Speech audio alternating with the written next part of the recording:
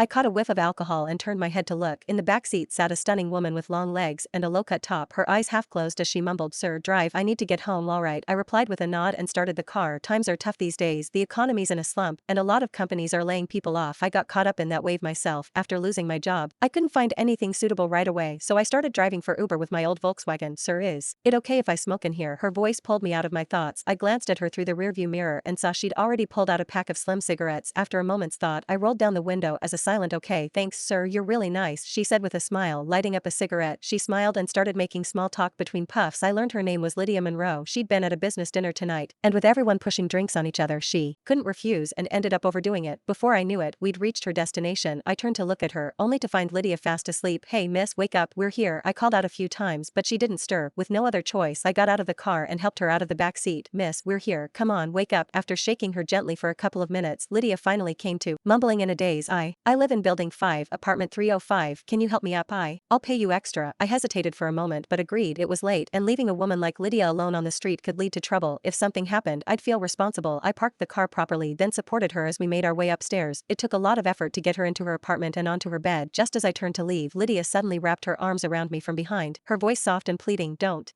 go, stay with me, please." "Lydia, Miss Monroe, you've had too much to drink. You need to calm down," I stammered, turning around. That's when I saw she'd slipped off her top, revealing black, lacy lingerie. "I'm not drunk, I want you to stay," she insisted, clinging to me like a vine. I swallowed hard, feeling a rush of heat coursing through me. Before I could say anything, she pushed me down onto the bed. Damn, no guy could resist this, I cursed inwardly, my restraint crumbling as I took the lead, my hands moving toward places no man could resist. The next morning, I opened my eyes to a messy room. Memories of last night flooded back like a tidal wave. It had been wild. Honestly, I lost count of how many times we went at it. Even now, my body ached all over. Turning my head, I saw Lydia sleeping peacefully beside me. We'd just met, and now this, a classic one-night stand. I didn't know how to face her. Quietly, I slipped on my clothes, planning to sneak out, but just then, Lydia's eyes fluttered open. She looked at me with a playful grin and teased, "What's this? You're just gonna eat and run?" My body froze, and I turned back to her. No, it's not like that. I'm just hungry and was gonna grab something to eat. Last night was intense. I'm starving too. Let's go eat together." Lydia laughed, sliding out of bed completely naked. I couldn't help but stare, captivated. Her figure was incredible, a woman you'd never forget once you've had a taste. She got dressed, took my hand, and led me out. We found a nice upscale restaurant and sat down. "Don't be shy with me, order whatever you want. Consider it my thanks for getting me home last night," she said warmly. I gave her a complicated look and muttered under my breath, "You already thanked me last night." Lydia blinked, then burst into laughter, doubling over. "Ethan Walters, you're adorable. Don't overthink last night. Men and women have needs. It's perfectly normal." She giggled. My face turned red. She had a point. It was consensual, and in today's world, this kind of thing isn't a big deal. If Lydia wasn't bothered, why should I be? With that in mind, I relaxed and stopped acting so stiff. Soon our food and drinks arrived, and we started chatting over a few glasses. "Ethan, how much do you make driving for Uber in a day?" Lydia asked out of the blue. I wasn't expecting the question and paused for a few seconds before answering honestly. "On good days, after gas and expenses, I can make about $200 or $300. On bad days, maybe 100 or so." Lydia smiled. "How about this? I'm short a driver. Come work for me. I'll pay you 20 grand a month." "What do you say? 20 grand a month?" My eyes widened, and I set down my fork. "That's a huge salary. What exactly would I be doing?" "I run a modeling agency. I often need someone to drive the models to photo studios and other locations. You seem reliable, so I'd feel good entrusting this job to you." I was taken aback, a little curious. "We just met. How do you know I'm reliable?" Lydia rolled her eyes playfully. "If you weren't, you would have left me on the curb last night instead of helping me home." Then she leaned in close, her warm breath tickling my ear as she whispered, "So what's it gonna be? Give me a straight answer, big guy." Looking at the captivating woman in front of me and thinking about driving models around for 20 grand a month, where else could I find a deal like this? I agreed without hesitation. "Great, after we eat, come with me to the office. You can start right away." "Sounds good," I replied. Taking a satisfied sip of my drink, a thought crossed my mind. After just one night, Lydia's offering me an amazing job. Does she have a thing for me, or is she impressed by certain skills of mine? After the meal, I drove Lydia to her company. As soon as we stepped inside, I was greeted by a sea of gorgeous women, each more stunning than the last. The air was filled with a mix of sweet perfumes. I took a deep breath, feeling my bones turn to jelly. Working in a place like this, it's probably every guy's dream. Lydia clapped her hands, getting everyone's attention. She introduced me as the new driver responsible for transporting the models. A petite, sweet-looking girl with an impressive figure approached me first, giggling, "Hey there, handsome, I'm Tina Shaw. Looking forward to working with you." "Handsome, you're pretty tall. Got 18 inches to match." Another model chimed in, faced with such fiery enthusiasm. I felt my face heat up. I'd never experienced anything like this before and was completely flustered. Lydia noticed and laughed. "Alright, ladies, Ethan's a bit shy, so ease up on the teasing. Go on, get back to work." The models dispersed, whispering and giggling among themselves. I let out a few deep breaths, my racing heart finally calming down. Lydia walked over with a grin. "Relax, this is just the beginning. You'll see crazier things, so you better get used to it or you'll just make a fool of yourself." I nodded awkwardly. Honestly, it's not that I'm timid. I could handle 2 or 3 of them no problem, but dozens, and each one want a knockout, anyone would be overwhelmed. By that, alright, don't stress too much, I'm just giving you a heads up, find a spot to chill for now, I'll let you know when there's work. Got it, Ms. Monroe, I replied, slipping into professional mode. I've been in the workforce long enough to know how to address people in different settings. Lydia smiled, nodded, and walked off. I wandered around a bit before finding a place to sit. There were a few magazines stacked on a nearby table. I picked one up and flipped it open, my eyes immediately glued to the pages. Man, magazines these days are something else, but damn, they're good to look at. I kept flipping through. The pages were filled with photos of top-tier models, some in bikinis, others in various uniforms. Every shot was enough to get your blood pumping. Hey, cutie, you're sneaky, hiding here and looking at stuff like this, she teased. A familiar, melodic voice interrupted me. I jumped, quickly setting the magazine down. Tina Shaw, the girl from earlier, walked over with a teasing smile. Cutie, it's fine if you look. These are made for people to enjoy, but just so you know, these magazines are still samples. They're not even out on the market yet, so I'm the first to see them. You could say that. Tina laughed, then added, anyway, cutie, I've got a job for you. I need a ride somewhere. Alright, I agreed immediately. It's my first day on the job, and I've got to make a good impression. I can't risk losing this dream gig. We got in the car, and right away, Tina opened a paper bag and started changing her clothes. I was stunned. She was treating me like I wasn't even there. Is this some kind of driver perk? After she finished changing, Tina leaned over with a flirty tone. So, cutie, what do you think of my figure? I am driving. I didn't see anything. I stammered. Really? Then why do I keep catching you glancing at the rearview mirror? Busted. My face turned bright red. I had to admit, Tina's figure was even better than Lydia's. Cutie, you're so funny, she giggled, then planted a quick kiss on my cheek. First ride in your car, so consider this my fare, she giggled. My heart ski ed a beat, and I nearly rear-ended the car in front of me. Tina sto ed teasing and started chatting casually, asking a few small questions. I answered honestly without much thought. When we reached her destination, Tina got out and told me to head back without waiting for her. I nodded and drove off. On the way back, I got a call from Lydia. She told me not to return to the office and to just rest at home. She'd call if there was more work, being around beautiful women every day with a high salary to boot. I couldn't be